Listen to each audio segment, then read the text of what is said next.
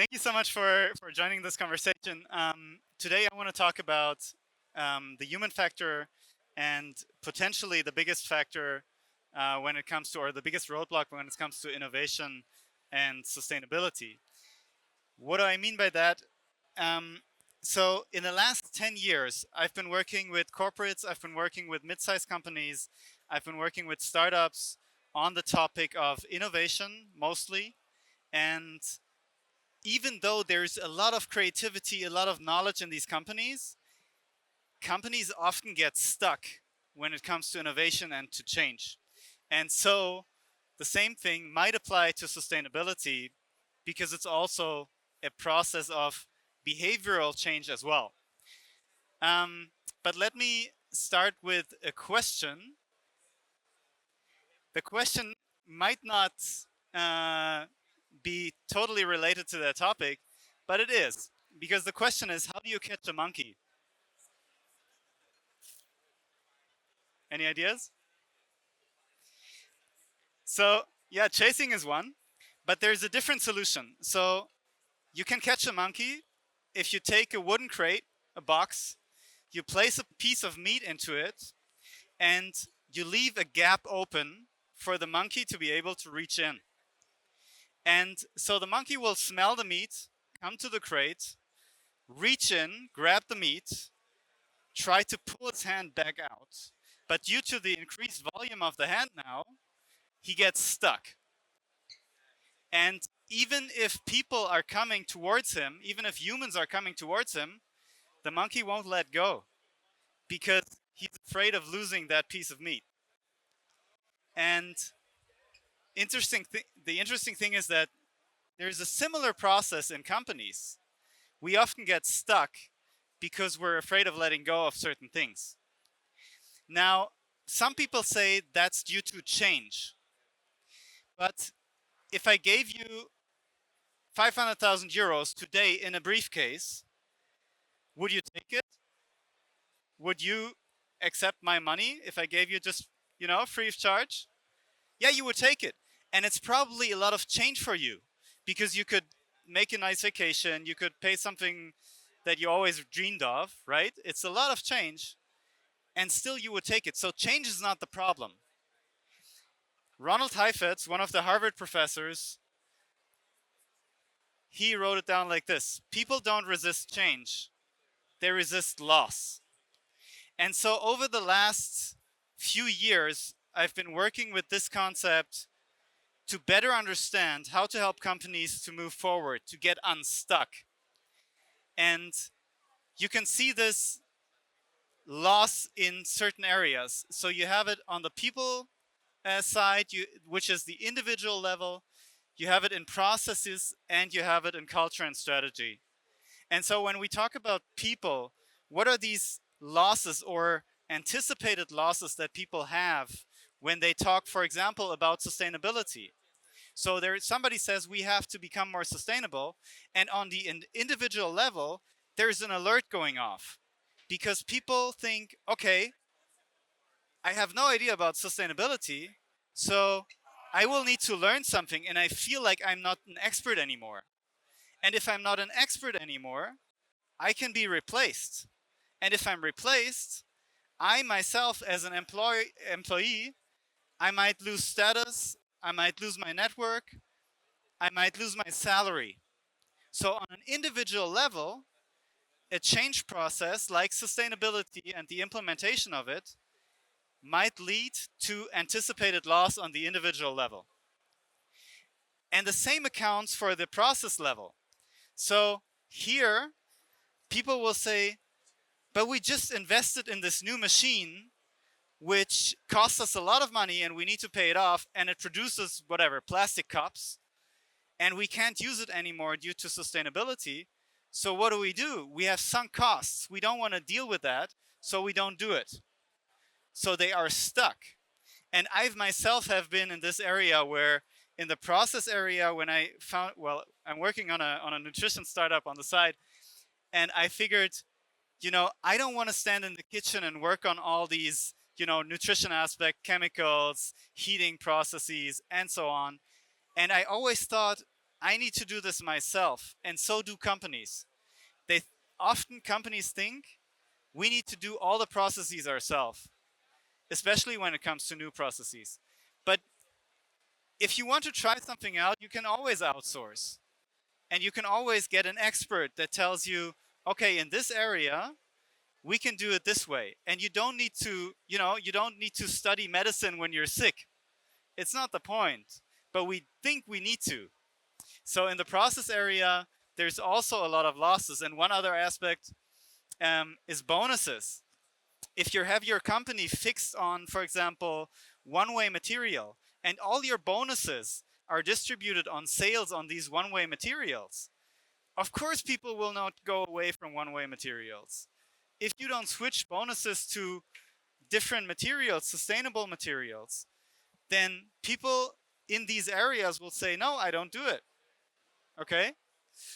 And in culture and strategy, we have the same effect, because there people might say, well, but our values used to be that we want to provide the most cost-effective product for our customers, right? That's one of our values. We want to be the cheapest one for them.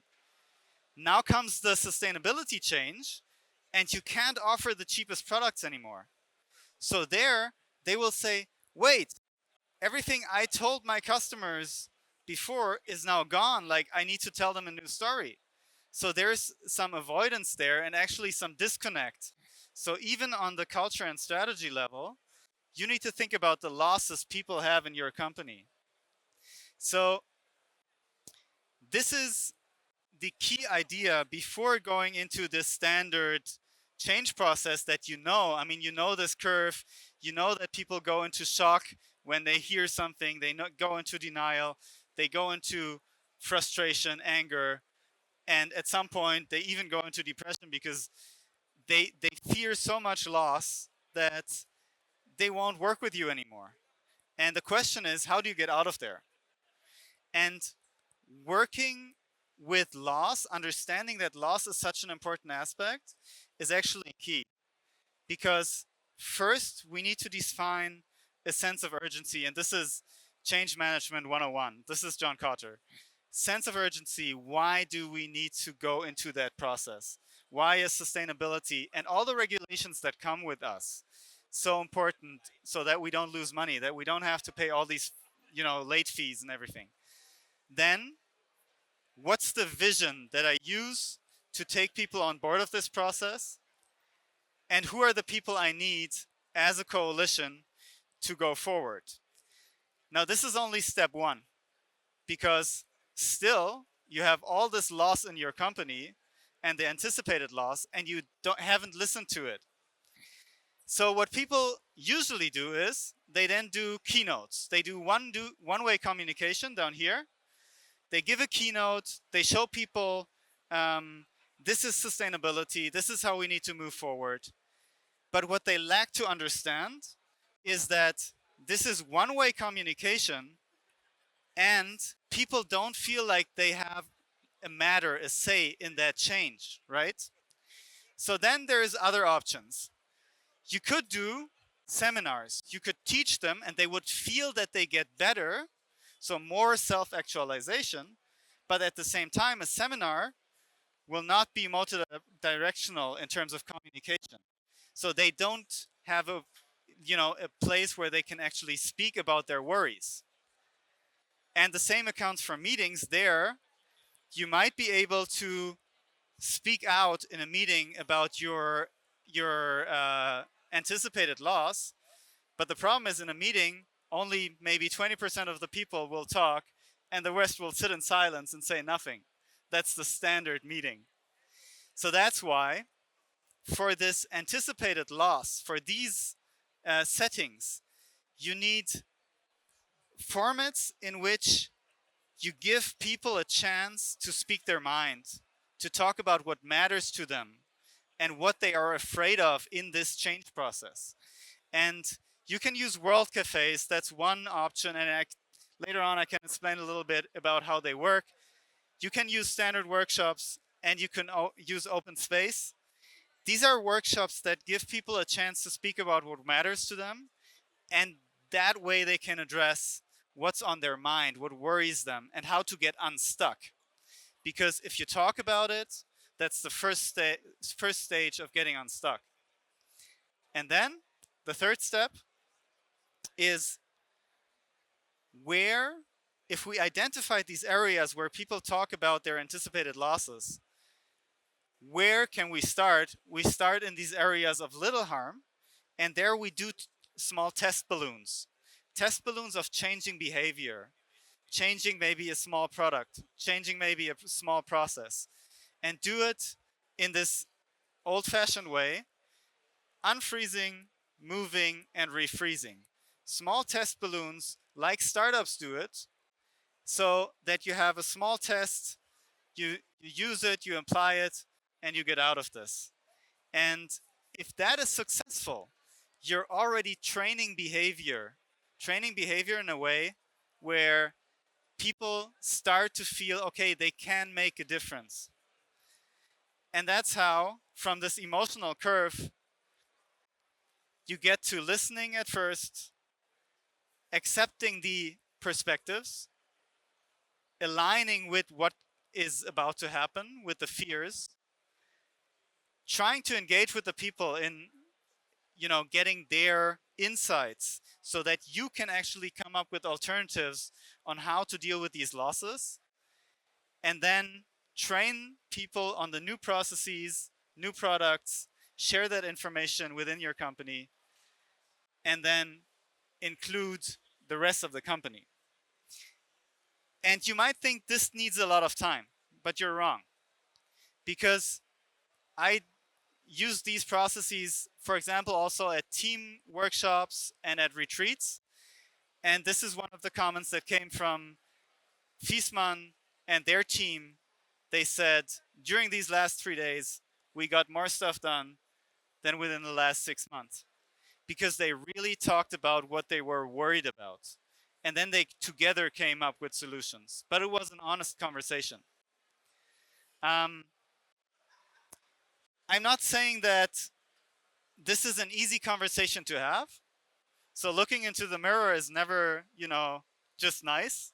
If you look into the mirror, you might see that you're tired, you're, stressed out. But not everything in life that we need to do is easy and is nice.